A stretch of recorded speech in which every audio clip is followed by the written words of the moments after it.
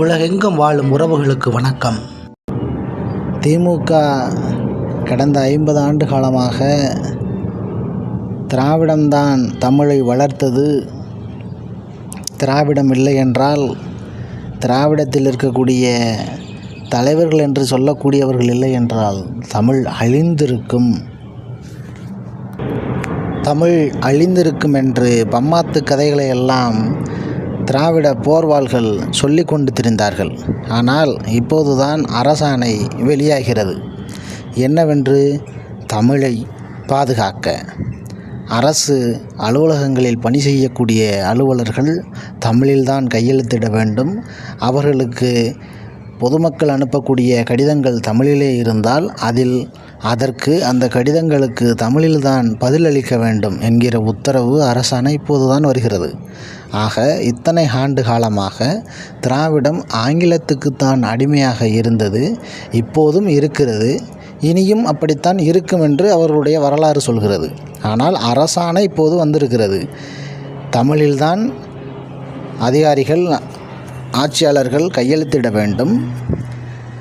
பொதுமக்களிடமிருந்து வரக்கூடிய கடிதங்களுக்கு மறுபதிவு செய்யப்போது அதுவும் தமிழில்தான் இருக்க வேண்டும். தமிழில் எழுதிய கடிதங்களுக்கு தமிழில்தான் வழங்க வேண்டும் என்பது போன்ற அரசாணை உத்தரவுகள் வந்திருக்கின்றன. மேலும் தமிழ்நாடு அரசு ஏதாவது ஆவணங்கள் வெளியிட்டால் அவற்றையும் தமிழில்தான் வெளியிடுவோம் என்றும் இதே அரசாணையில் குறிப்பிடப்பட்டுள்ளது.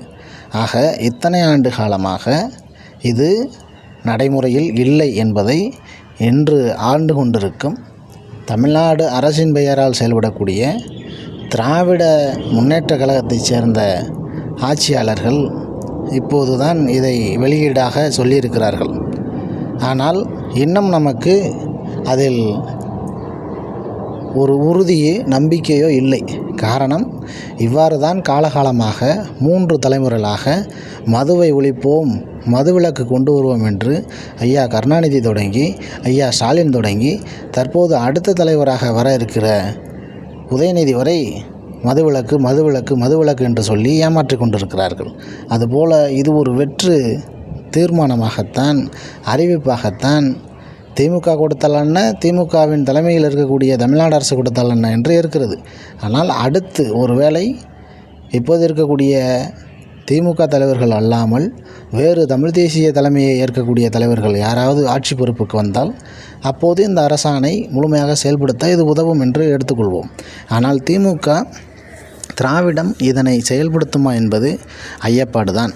செயல்படுத்தினால் தமிழுக்கும் தமிழ்நாட்டு மக்களுக்கும் இத்தனை ஆண்டு காலமாக பொய் சொல்லி வயிறு வளர்த்தால் கூட இப்போதாவது அதற்கு கொஞ்சமாவது நாம் ஏதாவது செய்தாக வேண்டும், தமிழுக்கு ஏதாவது செய்தால்தான் நாம் இங்கே வாழ முடியும், தொடர்ந்து ஆள முடியும், நமது பேர் வரலாற்றில் சிறப்பாக பொன்னெழுத்துக்களால் பொறிக்கப்படும் என்ற நம்பிக்கையில் திராவிட தலைவர்கள் அவர்கள் கொடுத்த அறிவிப்புகளை, அவர்கள் கொடுத்த தீர்மானத்தை, அவர்கள் தேர்தலுக்கு முன் கொடுத்த வாக்குறுதிகளை இனிமேலாவது தமிழுக்கும் தமிழ்நாட்டு மக்களுக்கும் செய்வார்கள் என்று நம்புகிறோம்.